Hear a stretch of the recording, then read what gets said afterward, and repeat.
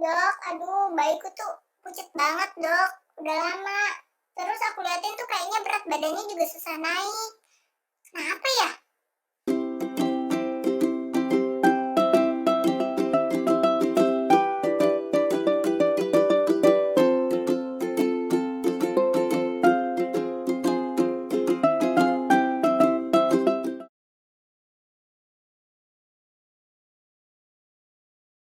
Halo, jumpa lagi di Kamis Medis dengan saya Dokter Nadia. Kita akan bahas medis di hari Kamis. Nah, di hari Kamis ini saya mau bahas nih tentang gejala yang dialami oleh ibu tadi.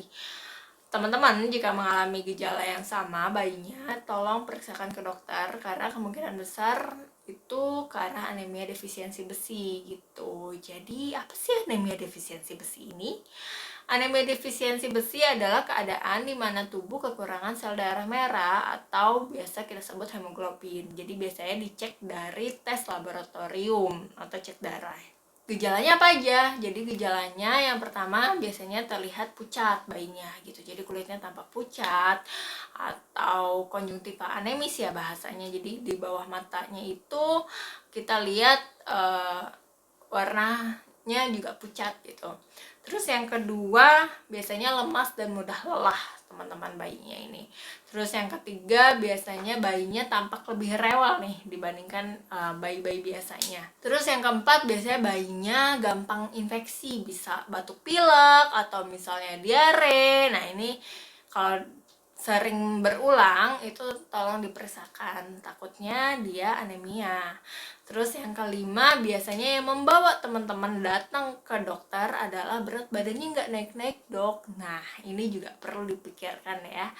Terus yang keenam itu adalah nafsu makannya turun. Ini biasanya bayi-bayi yang misalnya sudah MPASI gitu.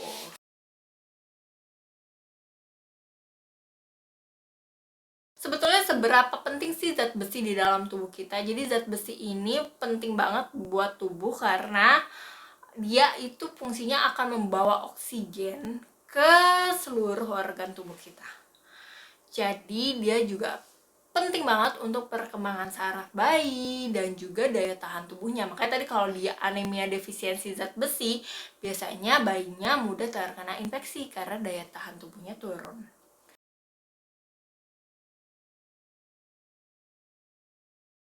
Terus penyebab terseringnya apa sih dok? Misalnya kok bisa sih bayi saya nih kena anemia defisiensi zat besi?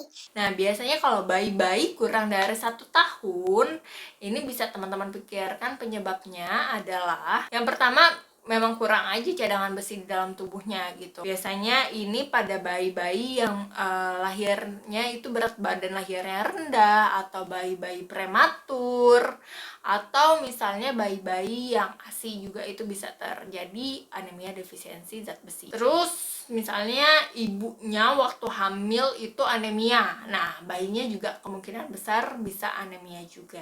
Yang ketiga itu adalah alergi protein susu sapi teman-teman. Jadi teman-teman yang alergi protein susu sapi bayinya, pikirkan kalau misalnya dia berat badannya nggak naik-naik juga, coba tolong tanya ke dokternya, dok mungkin nggak sih ini bayinya anemia. Nah barangkali kan gitu, jadi perlu diperiksa ke lab juga. Yang keempat nih, misalnya teman-teman dia udah fase MPASI tapi teman-teman bikin MPASI-nya biasanya mungkin karena baru, terus masih bingung apa aja sih yang mesti dimasukin nih di dalam MPASI.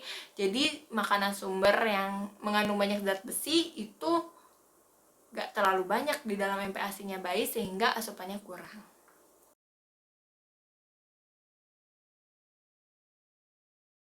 Oke, tadi kan udah bahas makanan sumber ya. Sekarang akan bahas nih, makanan sumber apa sih yang kaya dengan zat besi?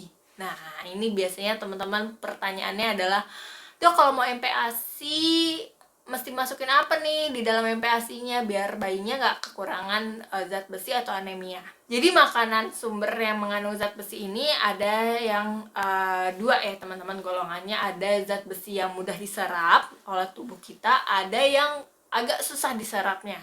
Nah, kita bahas dulu ya dengan zat besi yang mudah diserap oleh tubuh. Contohnya zat besi yang mudah diserap oleh tubuh itu di makanan ada 5 ya yang mau saya kasih. Jadi yang pertama itu adalah hati ayam atau sapi. Itu penting banget dikasih saat MPASI. Terus juga ikan, daging sapi, daging ayam itu juga boleh dikasih. Terus makanan laut misalnya udang atau misalnya kerang, nah itu juga boleh dikasih ya teman-teman. Nah, kalau yang nggak mudah diserap itu biasanya yang dari non-hem ya, itu nama istilahnya. Jadi dia misalnya kayak kacang-kacangan, bayam, brokoli. Nah, ini agak-agak susah nih diserap oleh badan si bayinya itu.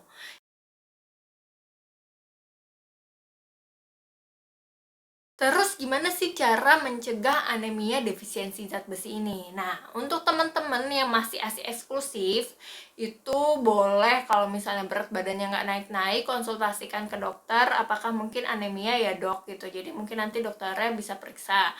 Nah, kalau sudah diperiksa oleh dokter, biasanya nanti kalau memang anemia akan dikasih suplementasi zat besi. Jadi saya tidak akan ngasih dosisnya berapa sih dok suplementasi zat besi, karena ini berdasarkan berat badannya si bayi itu sendiri juga gitu. Jadi nggak bisa di spill di sini, oke? Ke dokter masing-masing ya. Terus teman-teman misalnya nih bayinya udah lewat dari 6 bulan, berarti kan udah MPASI ya. Nah, kalau yang udah MPASI nih, selain suplementasi, biasanya teman-teman akan dianjurkan untuk memberikan makanan-makanan yang mengandung si sumber zat besi seperti yang tadi sudah saya sebutkan. Oke teman-teman, semoga info tentang anemia zat besi ini nggak bikin teman-teman jadi malah panik atau malah khawatir, terus kayak nanti malah, dok kayaknya aku perlu deh ini cek anakku kayaknya anemia gitu. Jadi jangan malah parnoan ya gitu ya.